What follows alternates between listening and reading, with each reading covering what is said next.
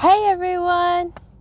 So, welcome to Listen, Love, Connect. Somi will be hopping on shortly and we're doing a live Q&A. We have a few questions that were submitted that we'll be answering, but feel free to submit your questions. If you're wondering why I'm in the back of a seat, I'm actually on my way to get my vaccine shot. So, I'm excited. Oh, here's Somi. Let me invite her. Give me 1 second.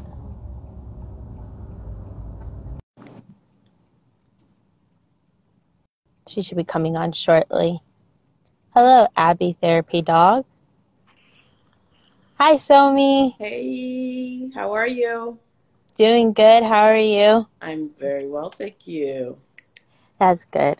How's your heart? My heart is good. Calm, peaceful.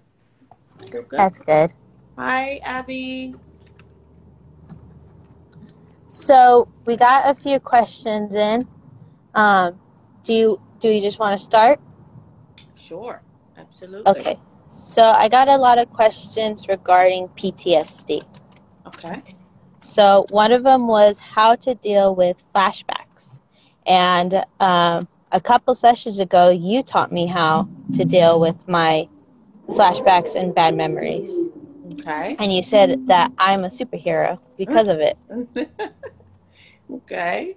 So you want to go ahead and kind of tell the story on how you deal with flashbacks and memories? Yes. So you taught me how to switch my memory after 7 seconds. Well, you said 17, but you can do it after 17. 7. Yeah, it doesn't matter. You just don't want to get, after 17 seconds, it becomes a snowball. Right. So I think you had me think of a thought. Of course, it was good when we were doing it. Mm-hmm. And then you had me, did 5 seconds, and then you would say next memory. And then I would have to quickly, and then we did this a couple of times to the point where you had me go back to the original memory I had and that I had to remember. Yeah. Am I saying it correctly? Say that again. I couldn't hear you. Oh, I was saying, did I say that correctly on how the exercise goes?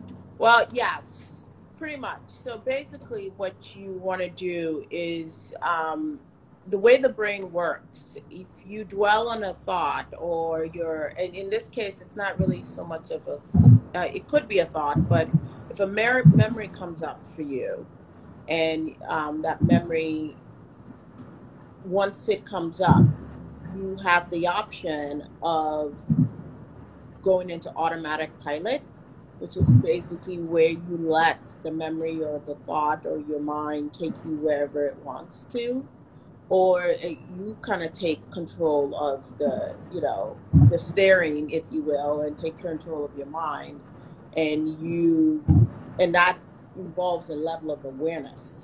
So you have to be aware that, okay, this is happening, and in that moment of awareness, what you need to be doing then is to take control by saying, okay, so here's the thought. You don't have to wait 17 seconds, but the thought comes in, you want to keep kind of almost like letting it pass by or flipping. Some people look at it as like flipping a page, clouds passing by. Some people say stop. There are different ways to kind of let the thought, interrupt the thought so it doesn't snowball.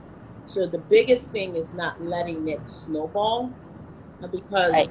once a thought is attached to another thought, or a memory is attached to another memory, or, your mind wants to replay what happened, after 17 seconds, it becomes difficult for you to kind of bring yourself back. So it's just the element of you trying to kind of be in a bit more controlled situation. Yep.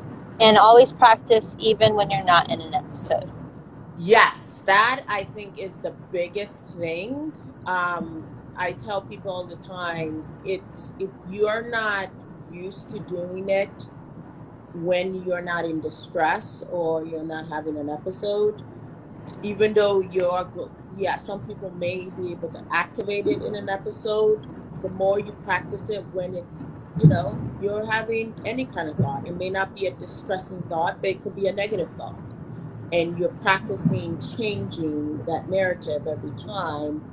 When you do have an episode or when something disturbing comes up, it's easier for your mind to remember and figure out, like, okay, we need to switch it. So it's a way to train your mind and to help it realize that, okay, and calm the area of your mind called the amygdala, and let it know that it's, we're not in danger. This event is not happening now. It's from the past. Right. And I think the grounding exercises that we said a couple weeks ago in What is Grounding could help as well. Yes. Depending. Said it again. I said depending on the person. Yes. Yep. So any form of grounding that works for the individual, obviously all of this is for the individual. So any grounding exercise that works for the individual helps to stop flashbacks. So because the whole aspect of PTSD is it's a past event presenting itself, or wanting to present itself in the present moment. And right. So grounding is about coming really into the present moment. So anytime you're able to get out of the past or even in the future and come into the present, then you shift your mind from that space. Yeah. Yes. And the next question, it's about PTSD, but it's how to respond when someone else is having a PTSD episode. So, like, when I was in the hospital getting my IUD, when I was coming out, I was in a PTSD episode, and the nurse started crying because she's never seen one before. So my mom was trying to calm her down as well as trying to ground me and bring me into the present. Mm-hmm. So do you have any advice for someone who is seeing a PTSD episode for the first time? Yes. So this, for anybody experiencing it for the first time, it can be quite alarming. It can be quite traumatic for that individual. But most importantly, it becomes a bit uncomfortable. A lot of people are it's uncomfortable to watch anybody in extreme pain, because there's a bit of an energy exchange that happens. Obviously, you're not going to be in a jovial mood if you see somebody that's going through, a PTSD episode. The first thing I would say is there's something called co-regulation. So let's say you, in your case, I'll use, mother and child. Okay. One of the things that, was very important with your mom learning how to help you through an episode was co-regulation. And this is, instead of, a lot of people hear about the word self-regulation, but with co-regulation, what you're actually doing is you're using the person that is not having the episode is staying in such a space of calm and peace, and so that they can help the other individual come back into the present moment. Mm-hmm. So that's the one very important thing, is that whenever you're a witness to any form of an episode, it's like watching a child. I mean, I don't know if I want to even use that analogy, but the whole point is you want to be in a space of calm. And as much as it may be disturbing, you have to kind of tell yourself and help yourself and stay breathing so that you can bring that individual back. Another thing for somebody that is a witness to an episode is, and again, a lot of it is about co-regulation, is they need to find something that is grounding for them. Mm-hmm. Because as they stay grounded, they won't be so reactive to the individual and either make it worse or be dismissive or invalidate that person's experience. So the worst thing anybody wants to do is invalidate. Sometimes I call it toxic positivity. Somebody's having an episode and you're just like, oh, it's gonna be okay. It was so long ago, just, get over it. We say these things that are not really helpful to that individual. Another key thing is if that person, the person well, obviously, and that person you're comfortable with that person and that person is comfortable with you, just a simple, like getting closer to that person, a hug, holding them, and sitting with them in their discomfort, which is really, really hard. But I can talk about several examples of your mother being on the floor in the bathroom or wherever, and she's just there holding you. I think my grandma was part of them. Yep. And the biggest thing I would say is try not to talk so much, because again, when you understand what's going on neurologically, the linguistic side of the brain, which is all the left side of the brain, has shut down. The right side of your brain, which is the emotional side of your brain, is now overactive. So you have to calm this down to reactivate this. So when you have this is shut down and you have somebody that's overreactive and you're trying to talk to them, it sounds like Charlie, what is it? The Charlie Brown? The Charlie. It literally cannot, it's not registering. And so that's something that a lot of people have to keep in mind. We think that talking and, that we have to say something. You don't need to talk very much. What is needed at that moment is more comfort, and comfort involves very little words. Less is more. Yes. During an episode, less is that's the best way to summarize it. Less is more. So we just got a question in. It says, what is the difference between PTSD and acute stress disorder, and how do you know which one you have? So that's a really good question. And, trying to put it into kind of layman's terms, if you will, or so PTSD obviously stands for post-traumatic stress disorder. Whenever you think about, post obviously has to do with the past, stress, and it has a traumatic component to it. So what makes PTSD often very difficult is because it has 3 different components to it. It's in the past, it's stressful, and it was traumatic. And so you put those 3 together, you're dealing with something that has already happened, and you, depending on whether it was an ongoing event, if it was complex, then you're dealing with the stress of the event, and then you're dealing with the trauma, which has a lot to do with terror and fear of the event. When you're talking about acute stress disorder, that's lower on the totem pole. It's not as severe as PTSD. Basically, if it's acute, it means like, what's a good example? It's something that definitely wasn't. I wouldn't say it was traumatic. It's not always traumatic. But it's not, I don't want to minimize or make light of this situation. I've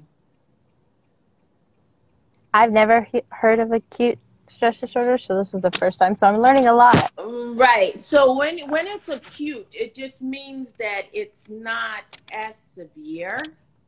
And it's, for some people, and this is where we get into a very sticky situation where we now rank level of severity kind of thing. Right. But when you talk about acute, it's not if we're doing a comparison to PTSD, it is not as severe because it's something a bit minor but with the component of stress to it. For me, I prefer, and I know that from the DSM and a lot of psychological and psychiatric component, we love to use all these different words Right. that I feel like put people in a box. So even when people say, okay, I'm having PTSD, a lot of times I'm like, okay, so there's so many, this PTSD spectrum to me can be very long. And it could, everybody that has PTSD doesn't have all the same symptoms in the same severity all the time. And so to just say I have PTSD, I feel like the more appropriate thing is to identify each thing as a traumatic event. So saying that this traumatic event happened.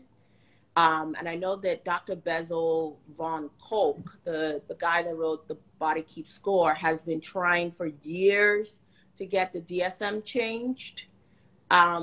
Because even the concept of PTSD or acute stress disorder, or even sometimes when we just diagnose with depression or anxiety, what we're finding out that there's a root element of trauma. And if we're not dealing with that at all, then we're just looking for diagnoses from an insurance standpoint instead of really helping people. So I tend to shy away from specific diagnoses because quite a lot of times there's a lot of overlap. And like I said, I think the underlying issue for most mental health issues is trauma. Well, now they have complex PTSD. Yes. And they also have like complex stress as well. But they still don't have developmental trauma disorder, which is very important. But again, like I said, it's this whole element of putting people in a box. I don't ascribe to that at all. I feel like we shouldn't box people in because as people heal, they may not fit these boxes, diagnoses that we give people. Someone said that, are you ever completely healed from PTSD? So, the first thing I want to say to that is that healing is not linear. It's cyclical, and it's different layers. So even that word, Patrick, when you say healed, let's say you're starting off and you're here. You could process and have come to an understanding and be healed on this level. But if you're unpacking everything, they're going to be layers. Think of an onion and you're peeling back the layers. So you may feel like you've processed and healed in this area, but then that reveals this level. And then you have to deal with this level as well. So one of the things that I always tell people is I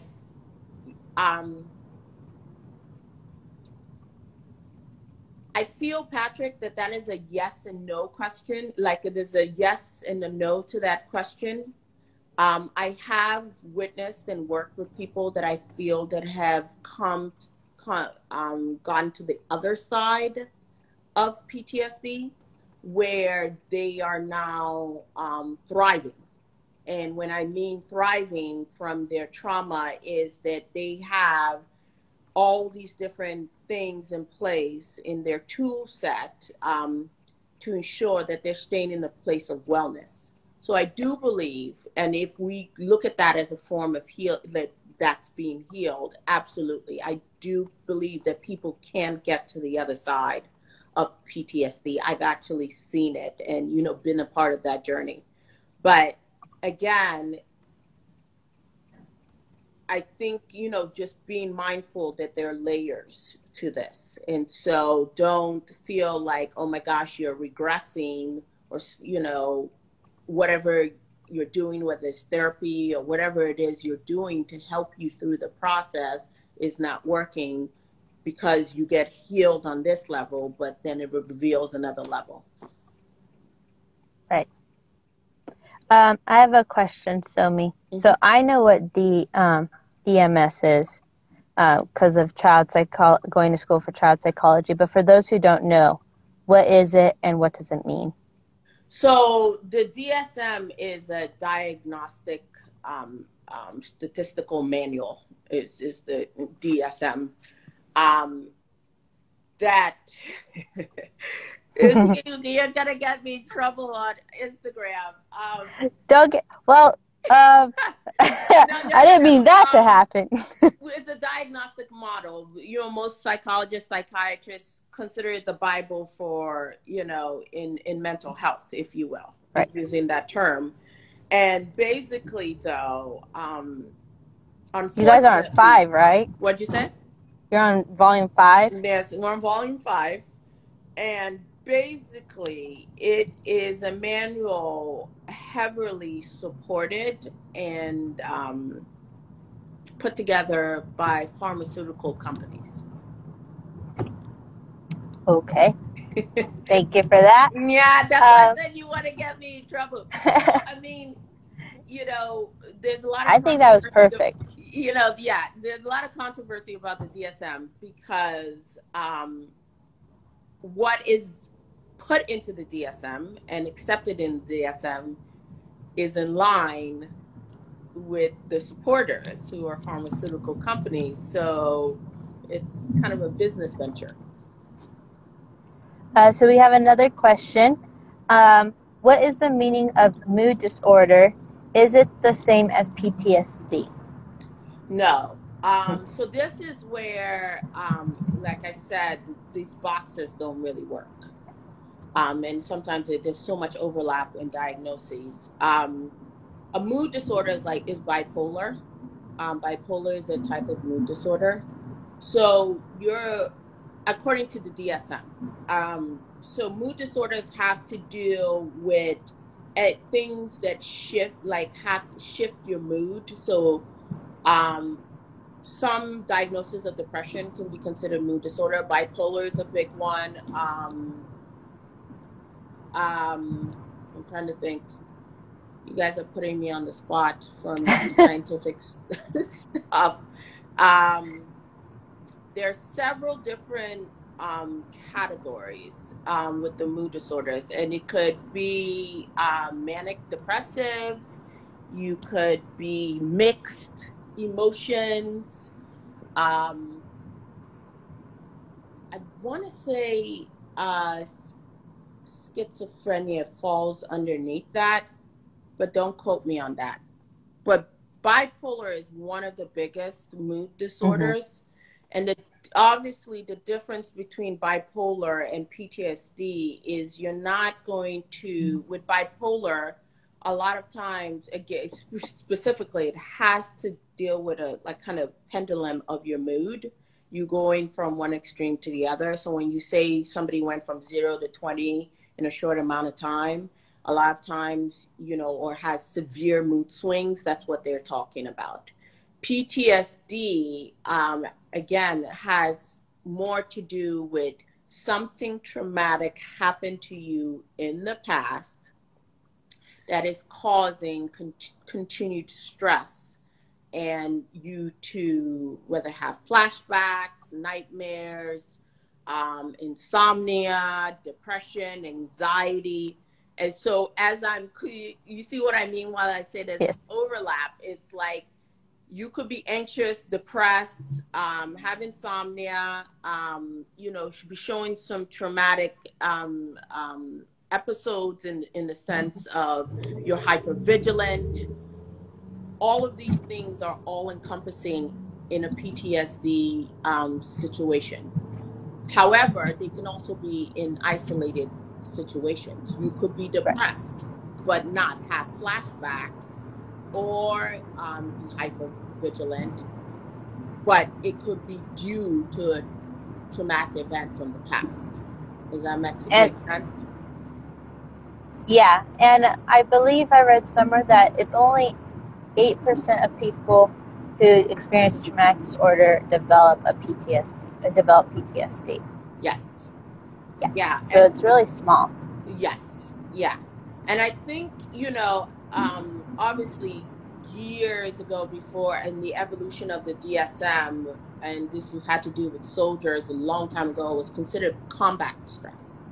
Yes. They classified it as just combat stress, but over time they've now, broadened it and opened it up to realize that it's not just combat stress, and things that happen in combat can happen in homes. In different events, in a rape situation, in abuse situation, different things. So the Right. evolution of PTSD, even now to include complex PTSD, that wasn't in the DSM-4. Right. Right. Yeah, I only heard about it, I think last year, about complex. So I did my research. I'm like, oh, that's interesting. Well, and it's interesting, they also have complex trauma. Oh, wow. Yeah, so there's also complex trauma, and complex trauma has to do, so acute is like one event. So there's acute trauma and there's complex trauma. Going back to the whole question of acute stress disorder. So it's like one event that happened in a very short amount of time. So let's say, I'll give an example. I have a client that was molested. It happened one time. That's an acute traumatic event. And again, trauma, what makes something traumatic has to do with the individual and the Right. experience of it. So not everything is traumatic for everybody. But then if you have something like continued abuse in the home, that's a complex trauma situation, because it's not just one event, it's an ongoing situation Right. of which that person's physical safety, emotional safety, the ability to self-regulate, and the ability to be empowered are all diminished continuously over time. And it makes me sad that we have to have like complex and stuff, because then it makes some individuals feel like theirs wasn't as bad or something, like, you know what I mean? Yes, I totally agree with you. I feel that the way that the mental health profession, again, these boxes and diagnoses, I feel it minimizes other people's experiences, and in some ways it's invalidating. Yeah. So, for instance, I know that when I was starting to get training as a trauma specialist, they would say big T traumas and small T traumas. Right. And they would say like a big T trauma is something that affects the core of who you are, and a small T trauma is something maybe you just witness that is not, doesn't have anything to do with you. But here's an example: divorce. I've worked with people that a divorce situation, two children in the same household, they went through a divorce. One is completely just, their whole world is shattered after the divorce. And you have the other one that everyone keeps saying, oh, they seem to be functioning well, and they look like they're functioning well. So it becomes a thing of like, when we want to elevate one thing or the other, I'm just like, trauma is trauma. Yeah. It's not, That's one is not, you being beaten does not trump this person just, having their family broken apart. You see what I'm saying? Because it's yeah, I how the individual experiences the event. So I don't look at hierarchies. To me, all trauma is equal. What right. I'm more concerned about is how is that person processing the trauma, and how do they get to the other side where they feel that they're, well functioning again. Right. I mean, like, there's a ton of people who, like, hear my story and stuff, and they go, well, I had this happen to me, but it wasn't as traumatic as yours. I'm like, no, no, no. We don't measure trauma here. There's no measurement. Yes. Well, I'm glad you say that to people. I'm really Yeah. glad, because that's important. They need to know that their situation and their experience is just as valid and just as important, and, as what you went through. Right. Yes. Yeah. So if anyone has any more questions, should we give it a few more minutes or? So one of the things that, for those Yeah. of you listening and watching right now, and that I thought was interesting, that is something more of a current situation happening now. And I did a video about this last night, because a lot of people have been reaching out about this. I'm curious for those that are survivors or thrivers of any form of trauma, how people navigate the flood of triggering events, whether movies, Yes. news, videos. The list goes on and on. I know that when we first started working together, one of the things I asked you to be mindful of and pay attention to is what you were taking in. Right. I bring that up because recently a client said to me, I don't know what's wrong with me. Like, I was okay yesterday, but today I just feel out of sorts. I don't feel like myself, blah, blah, blah. And so I said to her, kind of walk me through your day. Like, did you start from, yes, the day prior, and kind of walk me through this current moment? Like, what was your day like? And so she said, she's going through it, and she said, and then I watched, I think it's Gothica or something. I think it's like a Halle Berry movie, but it's like a thriller, a psycho thriller, whatever. Okay. And I said, okay, let's stop there. So given the fact that she was once put in a psychiatric facility for a while, and that was not a good situation for her, this particular movie is about a woman, I think, that was put in some psychiatric facility with other people, and just some stuff happened. Right. And so I said to her, did you realize? And she said, no, it didn't even occur to me. I was just watching it, thinking like I'm getting my mind off something. And I'm like, oh, no. Well, no, not exactly, because that flood of imagery, it's like trigger, trigger, trigger, trigger, trigger. And so come today, your mind, your body has kept a hold of all that imagery and that energy and everything, and now your body is reacting, because the body does keep score. I think, Bessel von Kolk's book, if anyone on here is a survivor or knows anybody that is a survivor, that is a book, a must read, to really understand from a mental standpoint, but also from a physical standpoint, what happens when you experience a traumatic event. So, and it can happen a couple days afterwards, like you said. Yes. Not right after the movie or the day before. It can happen, I think you said a week, maybe? Yes, I've seen where, here's a good example. Funny enough, I was just having this conversation this morning. A friend of mine, this is a 60-year-old woman, has been living her life pretty well, things, normal life, nothing unusual. And then she saw some imagery on social media. And then all of a sudden, she couldn't really sleep. She started noticing different things about her mood. She was irritable. She, then she thought, well, maybe this, the whole aspect of the pandemic, but that wasn't it.